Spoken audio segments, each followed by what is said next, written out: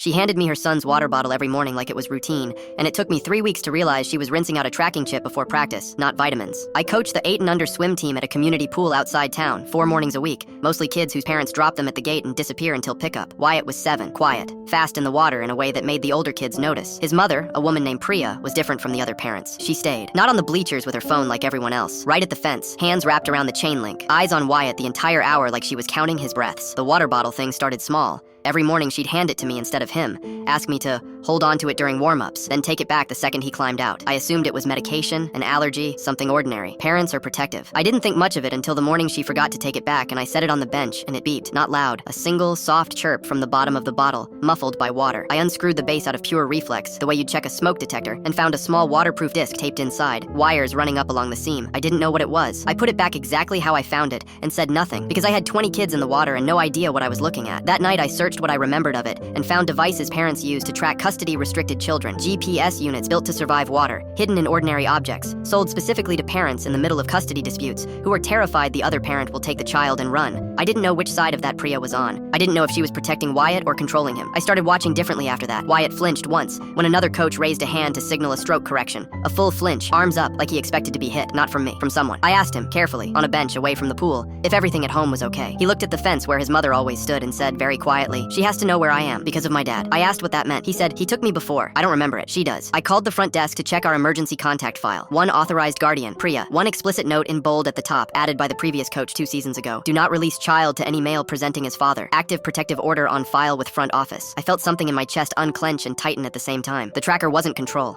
It was a mother who had already lost her son once and rebuilt her entire life around never letting it happen again. The fence standing, the flinch-inducing vigilance that looked from the outside like something closer to fear than love, because it was both. Then, 3 weeks later, a man showed up at pickup, pressed shirt, easy smile, said he was Wyatt's uncle, here to grab him because Priya was stuck at a doctor's appointment. He had Wyatt's last name. He had a story ready before I'd even asked a question, and that readiness was the thing that stopped me. I told him I couldn't release any child without a guardian on the approved list, no exceptions, and I watched his smile hold a half-second too long before it dropped. He said he'd wait in his car. He didn't wait. He was gone before I finished calling Priya. She arrived 11 minutes later, not from a doctor's appointment, sprinting from the parking lot with her phone already pressed to her ear, and when I told her what the man looked like, she went the color of the pool deck and said a name that wasn't the one he'd given me. The police took a report. Priya sat on the bench afterward with Wyatt wrapped so tightly against her that he could barely breathe, and I stood there holding a clipboard thinking about how close I'd come to writing off a tracking chip and a flinching kid as nothing, because the mother who scared me with her vigilance was the only reason he was still standing on that pool deck at all. I still don't know if Wyatt will grow up grateful for a childhood spent being watched that closely, or grieving the version of normal he never got to have.